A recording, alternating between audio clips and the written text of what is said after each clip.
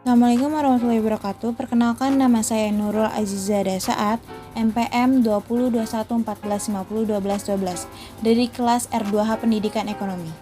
Saya di sini akan menjelaskan tentang konsep otak, dan spiritual. Ada yang tahu nggak sih apa yang dimaksud dengan otak? Otak adalah organ vital dan kompleks yang dilindungi oleh tengkorak dan selaput otak atau bisa disebut dengan meninges. Organ ini terdiri dari sejumlah jaringan dan miliaran sel saraf pendukung serta terhubung dengan sumsum tulang belakang. Bersama dengan sumsum tulang belakang dan saraf, otak menjadi pusat perintah dan sistem saraf manusia. Konsep otak. Secara fisik dapat dijelaskan otak beratnya di kisaran 1200 sampai 1500 gram atau 1,2 sampai 1,5 kg atau 2% dari berat seluruh tubuh. Otak terdiri dari air 75 sampai 80%. Tetapi bukan hanya air saja, ada lemak dan protein. Lemak 10%, protein 8%. Otak juga mengandung sekitar 100 miliar sel dengan kecepatan berkembang neuron atau sel otak 50.000 sampai 100.000 per detik. Fungsi otak dibagi menjadi dua, fungsi otak dasar dan fungsi otak luhur. Fungsi otak dasar bertugas untuk mengatur dan mengkoordinir sebagian besar seperti melihat, merasa, meraba, bergerak, keseimbangan cairan tubuh dan suhu tubuh, mendengar, dan pengaturan fungsi organ tubuh. Fungsi otak luhur bertugas seputar intelektual, kognitif, ingatan, perilaku, dan emosi. Otak dibagi menjadi 3 bagian. Ada otak kanan, otak kiri, dan otak tengah. Otak kanan berfungsi dalam hal konseptual, analisis, hayalan, musik, kreatif, imajinasi, warna, dan gambar. Ide atau gagasan mencari hal-hal baru. Daya ingat otak kanan bersifat panjang, dan otak kanan bertugas menggerakkan bagian badan sebelah kiri.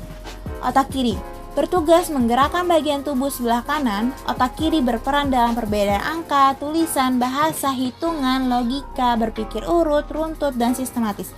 Itu adalah aktivitas otak kiri.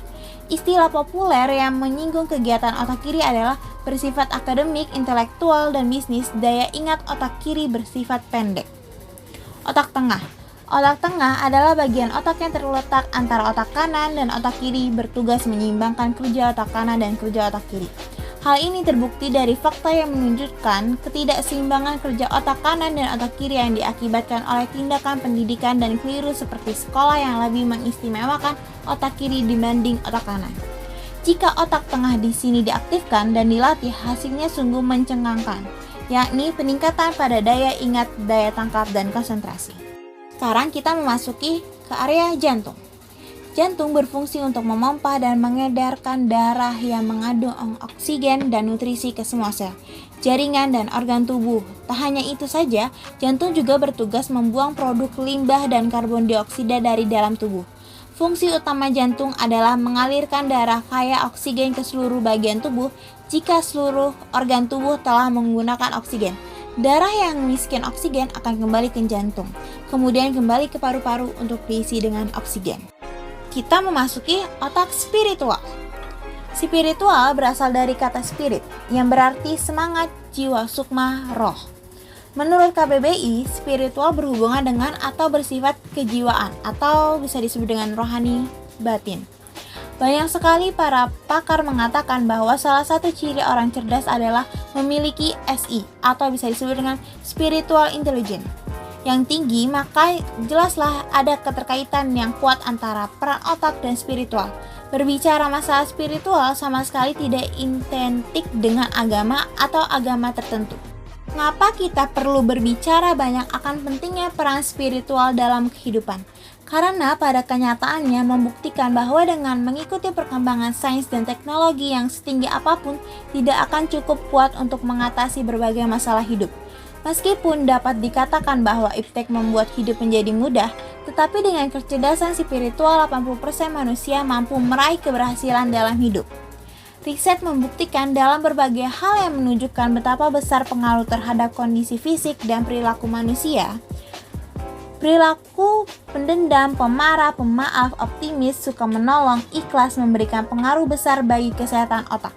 Contoh perilaku spiritual yoga, misalnya, atau zikir untuk mengingat Tuhan. Keduanya dilakukan dengan gerak fisik dan akan berdampak terhadap kondisi zat kimiawi dalam otak tersebut. Kita sekarang memasuki slide terakhir, yaitu perkembangan otak. Secara fisik, kepala manusia beratnya sekitar 2-13% berbanding berat seluruh tubuh manusia. Pada usia bayi yang baru lahir, besar kepalanya telah mencapai 25% dibanding otak orang dewasa. Pada usia 1 tahun, otak sudah mengandung 100 miliar sel neuron, jadi pertumbuhan otak sedikit sekali. Sedangkan berat otak manusia di kisaran 1,2-1,5 kg.